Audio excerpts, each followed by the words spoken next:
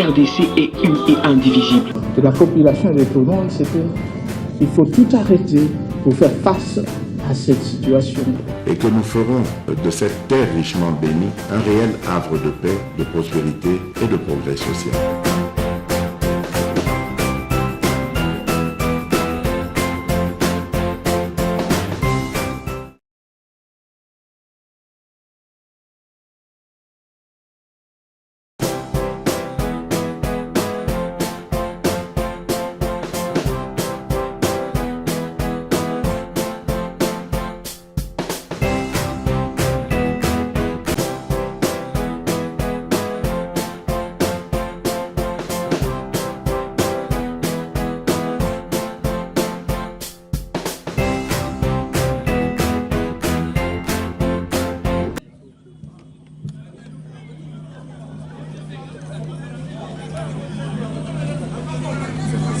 Mesdames et messieurs, chers amis de la presse, de prime abord, je voudrais vous souhaiter la bienvenue à ces points de presse et vous remercier d'avoir répondu promptement à mon invitation.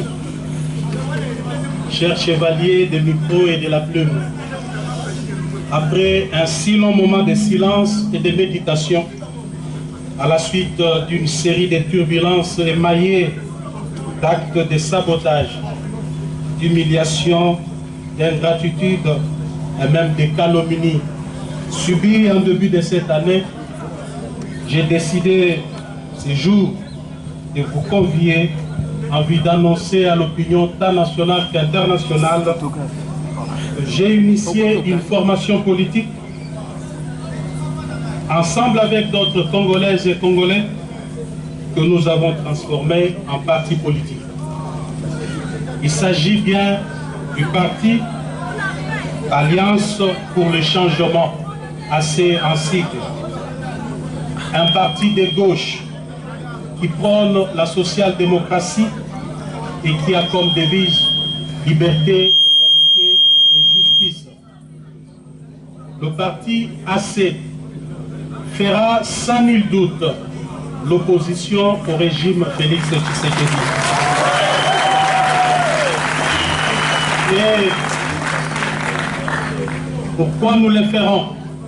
C'est exactement pour deux raisons.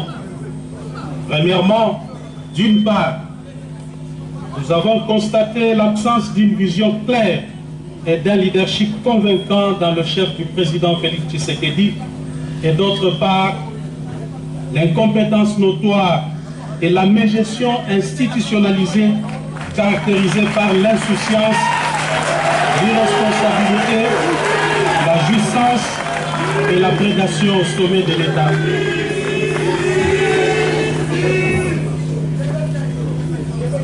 Deuxièmement, le parti AC se veut une proposition d'une nouvelle offre politique que nous considérons comme alternative crédible à l'échec du régime Tshisekedi. Mesdames et messieurs, s'agissant de l'absence d'une vision claire et d'un leadership convaincant dans les chefs du président Félix Tshisekedi, il est important de rappeler qu'en tant qu'acteurs, nous avons cru, comme beaucoup d'entre vous, que le parti de la gauche congolaise, fondé au prix de tant d'efforts et d'abnégation, sous la conduite du redoutable Etienne Tshisekedi Wamulumba, heureuse mémoire, et dont nous sommes incontestablement l'héritier idéologique, tiendrait son rôle d'opérer le changement profond en vue de bâtir un État pour sortir le peuple congolais de l'extrême pauvreté. Nous avons essayé en vain de rappeler à l'ordre jour et nuit celui avec qui nous avons pensé incarner la dite vision qui consiste en une gestion qui consiste à l'amélioration des conditions sociales de nos populations à travers une gestion orthodoxe de la chose publique, d'où la célèbre phrase « le peuple d'abord ». Hélas, à l'absence d'une vision claire dans le chef du président Félix Tshisekedi pour faire décoller le Congo nous assistons malheureusement à des tâtonnements et des essais-erreurs dans tous les domaines de la vie nationale. Aucun projet concret n'a été finalisé alors que les caisses de l'État saignent jour et nuit, en contradiction des principes sacro-saints et inviolables qui caractérisaient notre orientation politique en matière de gestion de la chose publique, dont le socle est la bonne gouvernance et la redevabilité. Les promesses irréalisables sont considérées désormais comme mode de gestion. Le mensonge, la manipulation comme vision de gouvernance, les détournements des deniers publics et la corruption comme mode d'exécution de projets. Tous les échecs constatés sont la faute des autres, une véritable fuite en avant et un mensonge d'État. Le Parlement de la République, temple de la démocratie, est désacralisé et devient le lieu à travers lequel le peuple assiste, contre sa volonté, à des scènes de règlement des comptes, des traitements de sujets sans pertinence aucune et celle des théâtres de clowns politiques. Près de 4 ans plus tard, le système Tshisekedi est incapable de mobiliser les recettes à la dimension du Grand Congo et à l'immensité de ses ressources et richesses. En revanche, force est de constater que l'appareil de l'État se détériore et est devenu de plus en plus un club d'amis où les apprentis sorciers de tous bords exercent leur premier stage au sommet de l'État. Le peuple congolais fait au quotidien face à la montée vertigineuse des prix des denrées de première nécessité qui ont atteint leur instabilité sans précédent, alors que le gouvernement publie des statistiques de fois erronées et manipulées, vantées jour et nuit, ne reflétant aucune réalité des terrains. Quoi de plus ahurissant que de constater que le peuple qui constitue le fondement de la démocratie sociale a été volé par l'État sous la coordination des services de la première institution de la République à travers les dossiers RAM. Cette escroquerie d'État s'est déroulée au grand jour.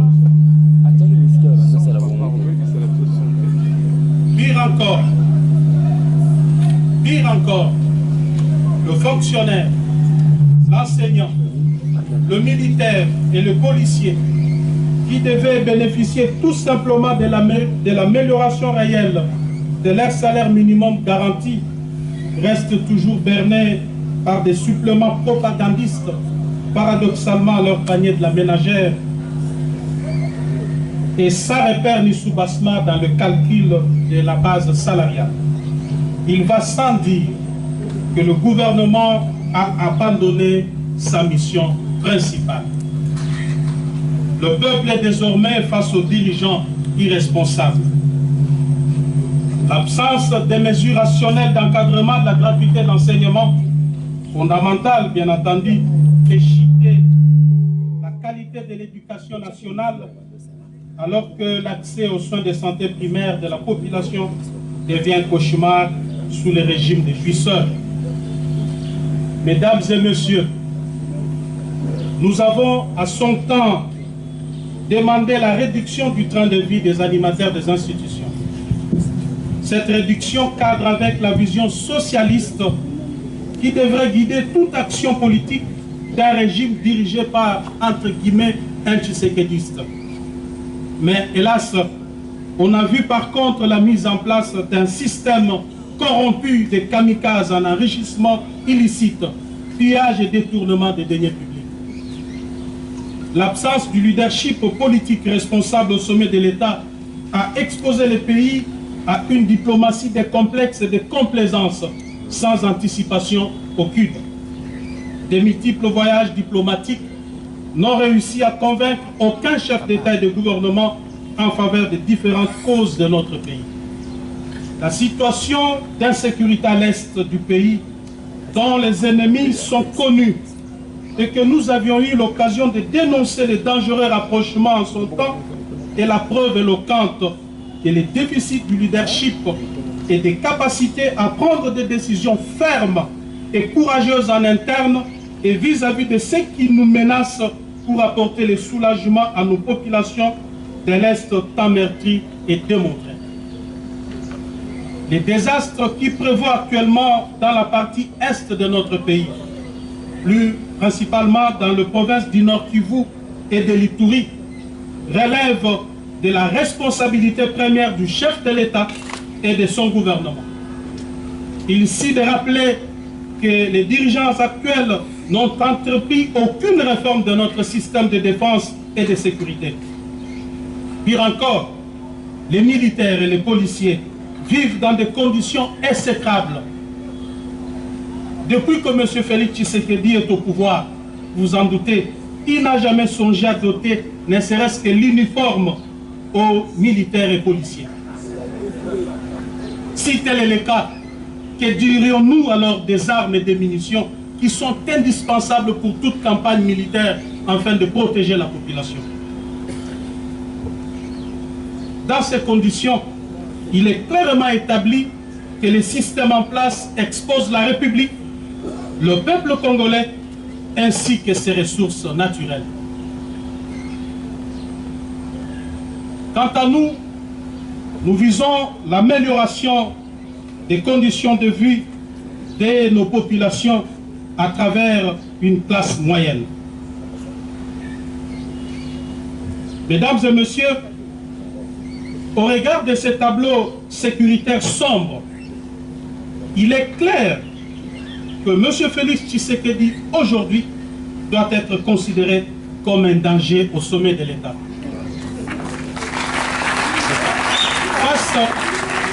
Face à ces chaos de gestion et des situations de non-État, une nouvelle offre politique s'impose à tout point de vue.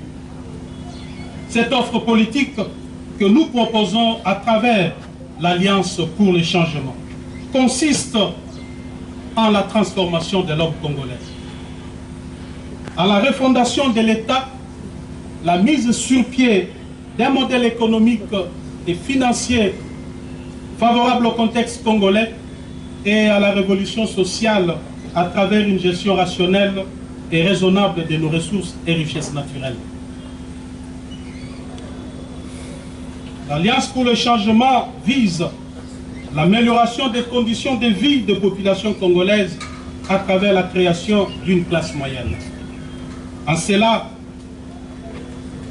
elle se veut le champion de la pratique de l'équité, de la justice et du droit, de la protection et la sécurité sociale, ainsi que de la quête permanente du bonheur partagé, en réalisant un équilibre intelligent entre l'État, le patronat et les salariés, en mettant en œuvre des mécanismes nouveaux de redistribution équitable des richesses du pays et de contrôle des finances publiques, tout en luttant contre la corruption, l'impunité, le tribalisme, les trafics d'influence, le clientélisme, le népotisme et le laxisme béat dans la gestion de la chose publique. Nous disons bref, les antivaleurs qui caractérisent le système Tshisekedi actuellement. Nous envisageons donc imposer demain l'ordre et la discipline dans ce pays. Aussi, l'Alliance pour le changement s'attellera à moderniser les méthodes de renseignement et de défense nationale pour faire face à la montée de l'insécurité dans la partie Est de la République et à travers tout le territoire national, à former des unités d'élite et à renforcer la formation de jeunes aux valeurs citoyennes et au service national obligatoire, à réformer les systèmes de l'éducation et des institutions publiques sociales, à propulser l'agriculture, la pêche et l'élevage pour renforcer notre capacité d'autosuffisance alimentaire, à construire et à réhabiliter les infrastructures sociales de base, à promouvoir l'entrepreneuriat local en vue de booster l'émergence des petites et moyennes entreprises pour mener le pays vers l'industrialisation, à promouvoir le tourisme et l'art, à engager une diplomatie pragmatique de puissance et d'action, à réformer radicalement la justice et l'administration publique. Mesdames et messieurs, voilà en gros en quoi consiste notre vision. Néanmoins, nous sommes tenus de vous informer que jusqu'ici, le régime en place ne nous a pas encore délivré l'arrêté d'enregistrement pour nous permettre de fonctionner, alors que nous avons introduit la demande d'enregistrement de notre formation politique depuis le 14 juin 2022 au cabinet du vice-premier ministre, ministre de l'Intérieur. Il faut souligner qu'après examen du dossier, ces services l'ont déclaré conforme à la loi numéro 04/002 du 15 mars 2004, portant organisation et fonctionnement des partis politiques, et c'est depuis le 15 juin 2022, date à laquelle le récépissé de conformité nous a été délivré par les 10 services. Sur ces refus d'enregistrer notre parti, nous avons décidé de fonctionner désormais conformément aux dispositions pertinentes de l'article 14 de la loi sus-évoquée. Je cite: si à l'expiration du délai de 30 jours, ouvrable après les dépôts, le ministre est en défaut de décider, le parti politique est considéré comme enregistré. Le ministre est tenu de lui délivrer un arrêté d'enregistrement dans les délais de 15 jours. À défaut, le récépissé du dépôt tient lieu d'enregistrement. Fin de citation. À ce jour, nous sommes le 18 juillet 2022, soit 34 jours après le dépôt du dossier. Le parti est donc d'office fonctionnel au regard de la loi sus-évoquée.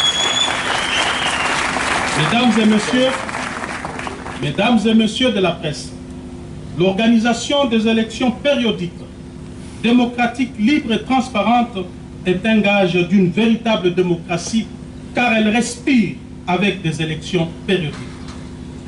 En ma qualité de sociodémocrate, combattant de la liberté pour l'instauration d'un État véritablement démocratique, je suis déçu de vous annoncer à travers ce point de presse que le régime Tshisekedi a décidé de mettre en péril la périodicité, la sincérité et la transparence des élections en préparant les glissements ainsi qu'en orchestrant une fraude massive aux prochaines échéances électorales. Le plan consiste en la création de plusieurs partis politiques mallettes dans l'entourage du président Félix Tshisekedi par les membres de sa famille et de ses amis, avec espoir de se voir distribuer des sièges à l'Assemblée nationale et dans des assemblées provinciales. Ces plans funestes, dont se vante avec fierté et assurance d'ores et déjà les précités, visent à s'attribuer par des mécanismes frauduleux, vous vous en doutez, 300 sièges à la Chambre basse et laisser 200 pour les autres formations politiques.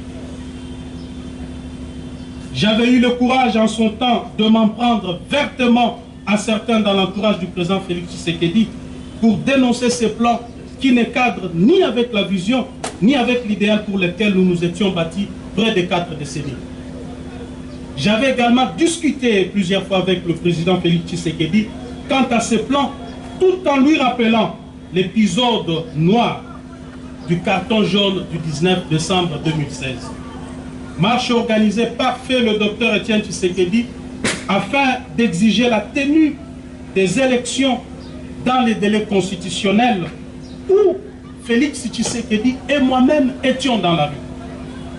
Ces jours-là, nous avions assisté à un carnage où plusieurs jeunes avaient péri la vie et le soir du même jour, le siège de l'UDPS avait été plastiqué et 7 personnes y périrent calcinées. Cet épisode sombre de notre histoire commune traduisait non seulement notre engagement à l'instauration d'un État véritablement démocratique, fondé sur les valeurs qui sous-tendent toute société moderne, mais aussi le caractère cosmogonique de notre combat au regard du nombre de victimes enregistrées dans nos rangs, que nous considérons à juste titre comme des martyrs de la démocratie. Et j'avais dit au président Tshisekedi qu'il n'est pas organisé des élections libres, démocratiques et transparentes dans les délais constitutionnels, en dépit du bilan largement négatif, trahirait notre idéal de combat, détruirait le mythe d'Étienne Tshisekedi et cacherait sur la mémoire de nos martyrs. Eu égard à tout ce qui précède, mes chers amis, vous allez constater avec moi que les divergences de vues et persistantes étaient des tailles entre moi et le président Félix Tshisekedi. C'est comme ça qu'en ces jours, devant vous, je lance un appel au peuple congolais, à tous ceux qui avaient cru dans le combat d'Étienne Tshisekedi, de se mobiliser pour barrer la route à ces régimes, des irresponsables jouisseurs qui se définissent comme antithèse du tshisekédisme. Ne pas les faire a pour risque de pérenniser la souffrance et le maintien de la République dans le sous-développement, avec péril de plonger le pays dans une guerre civile inutile. M. Tshisekedi doit désormais savoir que cette manœuvre ne passera pas. Et je m'engage personnellement à affronter aux côtés du peuple cette machination. Parce que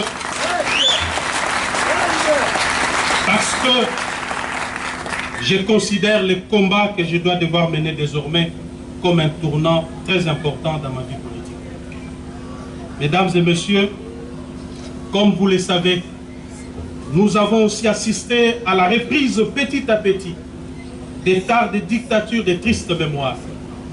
Le pays est en train de subir un recul démocratique honteux des restrictions des libertés d'expression. Et le peuple assiste impuissant devant l'émergence d'une néo-monarchie constituée d'une classe de mafieux fanatiques applaudisseurs.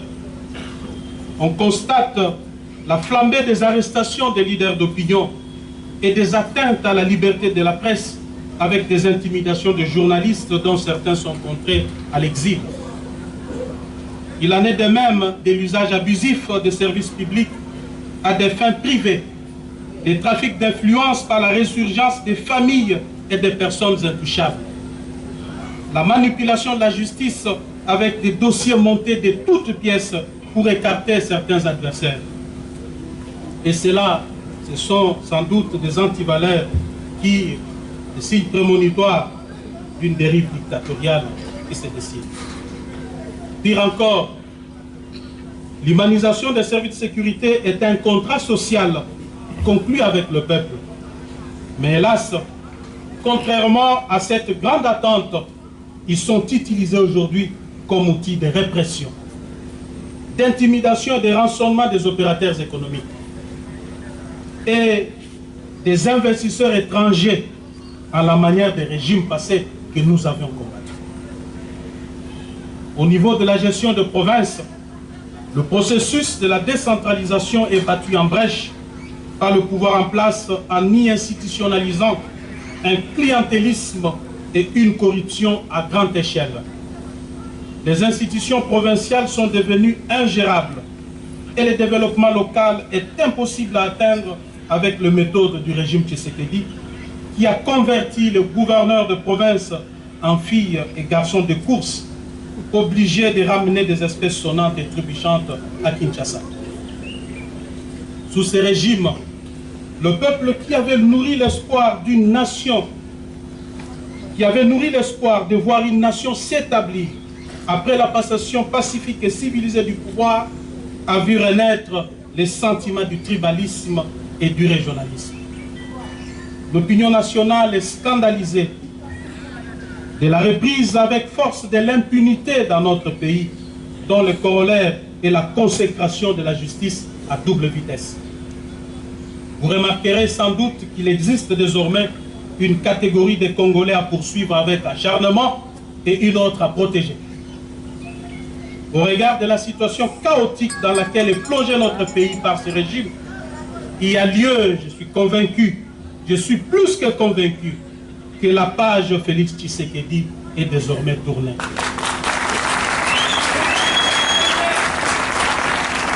Quant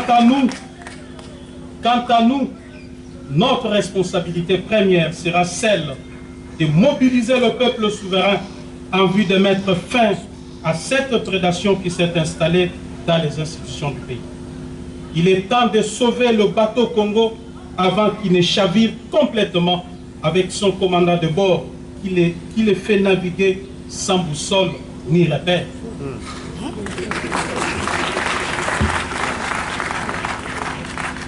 Dans un monde en total bouleversement, dans les décombres d'une gouvernance au rabais, dans un paysage politique mouvant, dans lequel tout est incertain, tout est sans cesse remis en question, nous devons imposer une révolution contre la prédation et l'amateurisme au sommet de l'État. Une révolution pacifique, démocratique, mais une révolution, celle du bon sens, car si le peuple n'arrête pas cette prédation, elle ne s'arrêtera pas et l'hécatombe s'abattra sur le Congo. Parce que rien ne va de soi, que tout relève de l'anticipation et de la volonté, du travail et de l'ardeur. L'avenir n'est pas ce qui va arriver, mais ce que nous allons faire ensemble. Pour terminer, nous voudrions préciser que nous ne réglons des comptes à personne et nous ne comptons mener une guerre à personne. Nous ne réglons que des problèmes de la RDC pour laquelle nous sommes désormais résolument engagés. J'ai saisi d'ailleurs cette occasion pour remercier de tout cœur ceux qui m'ont soutenu pendant le moment de tumulte et d'agression injuste que j'ai subi. Toutefois, je dois leur rassurer que de tous ces événements, rien ne m'a ébranlé. En revanche, je les ai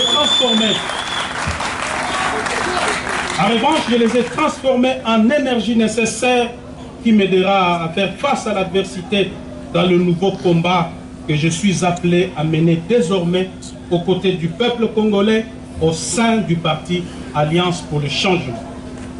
Il faut un nouveau leadership à tout prix pour la RDC. Ainsi, je pardonne à tous ceux qui m'ont fait tant de mal. En même temps, je demande pardon à tous ceux qui se sont sentis offensés par mes actes et mes décisions politiques. Mesdames et messieurs de la presse, vous serez conviés dans le tout prochain mois à la cérémonie de sortie officielle du parti Alliance pour le changement, au cours de laquelle nous dévoilerons notre projet de société ainsi que les grandes actions que nous comptons mener jusqu'à la victoire finale. À présent, je me mets à votre disposition pour répondre à toute préoccupation liée à l'objet de notre point de presse de ce jour. Je vous remercie. Allez, merci, chers journalistes. Monsieur Jean-Marc Kabound, honorable, aujourd'hui, vous êtes très radical contre le pouvoir en place. Ozalaki na ile baisse pendant les bandelitis au pouvoir au bout du combat au lelo ozo telemela que bilan et à président de la République est tellement négatif. Mais on se rappelle Yozalaki vice-président et Assemblée nationale, premier vice-président de l'Assemblée nationale. Et là on ni oyo proposa qui pendant qu'Ozalaki premier vice-président de l'Assemblée nationale pour la population. Alors, mon cher ami, je préfère bien répondre en français pour que les mots me viennent aisément. C'est bien. L'ami voudrait savoir ce que j'ai fait parce que je suis très critique envers le régime Tshisekedi maintenant. Je voudrais savoir ce que j'ai fait. Mais je vous ai expliqué ici que j'étais un élément clé de ce régime. Et deux fois, il fallait concilier mon attitude de combattant de la liberté, gardien de notre vision et les réalités étatiques qui consistent à créer cet équilibre pour ne pas créer des situations difficiles au pays. Et j'ai eu, dans un cadre restreint, dans un cadre privé, rappelé plusieurs fois au président Tshisekedi l'idéal de notre combat. Il vous souviendra que lorsque j'étais au bout de mes souffles, lorsque je me suis senti à la fin parce que je ne pouvais plus continuer, j'ai eu à dénoncer. Consultez bien l'histoire de ces palais. Je parle bien du palais du peuple. Consultez son histoire. Depuis notre accession à l'indépendance, y a-t-il eu un jour un vice-président de cette chambre, élément clé du pouvoir, qui a décidé de descendre du perchoir pour dénoncer l'hypocrisie du régime auquel il appartient? Avez-vous vu ça? Je suis le premier à l'avoir fait. Donc si je l'avais fait, ça voudrait dire qu'en aparté, j'ai beaucoup fait. Je vais vous donner une anecdote sur le dossier RAM. Vous savez, quand cette histoire s'est tissée, moi-même je n'étais pas informé. Moins encore le parti que j'ai dirigé à l'époque. Nous n'étions pas informés. Mais d'ailleurs, je ne savais même pas la définition de RAM. C'est quoi RAM? Quand j'ai entendu pour la première fois, je posais la question, mais c'est quoi RAM? Parce que j'ai vu ça sur les réseaux sociaux. Et du coup, l'affaire s'est enflammée. J'ai essayé de consulter la loi, j'ai compris que c'était anormal. Mais ce que je vous dis, je vais citer des témoins, ils sont encore vivants. Vous pouvez aller leur poser des questions. À la veille de la motion qui a été initiée contre le ministre du Pétentique, nous sommes allés, moi, le Premier ministre, le ministre du Pétentique, le DG de la RPTC, et un sujet, un expatrié, je crois, c'est peut-être un Français. Nous sommes allés voir le chef de l'État pour discuter sur la question rare. J'ai dit clairement au chef de l'État, devant tous ces témoins, qu'on devait tout de suite arrêter parce que cela s'apparentait à une escroquerie. Une taxe, une imposition ne peut reposer que sur la loi. Ça, c'est la Constitution.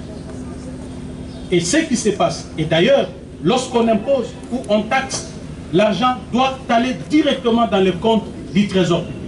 Étant donné que l'argent de RAB ne va pas dans le compte du trésor public, et cela ne repose pas sur une disposition légale, Monsieur le Président, nous devons arrêter ça parce que ça risque de nous poser d'énormes problèmes. Alors, la réponse était que mais oui, mais est-ce qu'on doit le faire parce que là il y a la pression de l'opposition, ça donnera l'impression que nous, on a failli devant l'opposition, nous devons résister. J'ai dit, Monsieur le Président, il n'est pas question d'opposition, mais il est question du peuple. Nous devons écouter le peuple. Bon, ça va, on va d'abord alléger. On a allégé. Est-ce que vous saviez que ce que je vous dis ici avait eu lieu? Je ne pouvais pas sortir sur la place publique pour le dire. Que maintenant, là, je viens de dire au chef de l'État, ceci ou cela. Je vais aller plus loin. Un mois plus tard, je fais appel à un grand ami du président de la République chez moi ici. Je ne vais pas encore citer son nom parce qu'il est encore vivant. C'est moi Dianvita, le DG du journal officiel. Je lui ai dit, toi tu es ami du chef de l'État. Écoutez ce que je compte aller lui dire. Je préfère que tu sois là. Le dossier RAM, c'est vrai, on l'a arrêté, mais il se pose un sérieux problème. Le chef de l'État doit communiquer, il doit parler, il doit communiquer sur cette question. Il doit dire au peuple combien d'argent a été mobilisé dans cette histoire. Et parce que cet argent n'est pas entré directement dans le compte du trésor public, il doit présenter au peuple des projets concrets que cette somme devra financer. S'il ne le fait pas, je suis convaincu que ça sera un caillou dans sa chaussure. Un jour, j'ai craint qu'il ne puisse répondre de cette histoire. J'en ai parlé à moi et je suis allé personnellement dire la même chose au chef de l'État. Je lui ai dit, Monsieur le Président, convoque une conférence de presse, communique le montant de l'argent que RAM a récolté. Dis au peuple ce que cet argent va faire. Non seulement le dire, mais pour moi je propose même qu'il y ait des projets concrets déjà entamés que vous allez devoir montrer au peuple que voilà, moi j'ai entendu de montants 300 millions, 350, 500 millions, je ne sais pas. Mais vous dites, si c'est 300 millions, voici tel projet va nous coûter 30 millions, voici tel projet va nous coûter 40 millions, voici 100 millions, et l'affaire RAM est terminée. Si vous ne le faites pas, je crains qu'un jour, vous puissiez courir derrière le barreau dans ces dossiers. Mes chers amis, avez-vous entendu que dans un régime, depuis notre accession au pouvoir, quelqu'un a dit ça à un président de la République? Son bras droit lui a dit ça? Je suis parfois l'unique dans ce pays qui a eu le courage de dire au chef de l'État des choses impossibles. Il y a beaucoup de choses que je ne peux pas vous dire ici. Je lui ai dit beaucoup de choses. Et curieusement, ça créait un fossé entre moi et lui. Tellement que les divergences étaient devenues des tailles. Certaines personnes ont commencé à lui dire que monsieur Kabound ne te respecte pas, Kabound est trop arrogant, il se croit, il pense que c'est lui le président. Des histoires à dormir debout tout simplement parce que j'étais dans la vérité et je disais ce que je pensais être vrai. Un homme libre, antiséquediste convaincu. Ce n'est pas le pouvoir qui devait changer ma perception des choses. Je vous dis, j'ai gardé la même vision, la même perception que j'avais dans l'opposition pendant toutes ces 3 années passées au pouvoir. J'en suis fier. Voilà tout. Donc, c'en est fini pour la série questions-réponses. Honorable, si vous n'êtes pas fatigué, on peut déjà aller couper de l'autre côté pour faire voir l'identité visuelle du parti AC, Alliance pour le changement.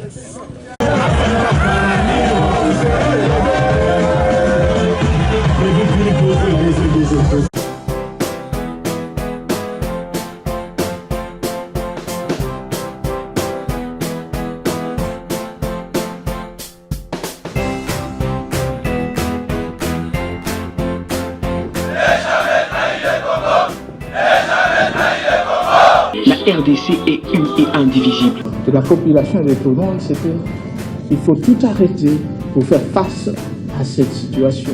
Et que nous ferons de cette terre richement bénie un réel havre de paix, de prospérité et de progrès social.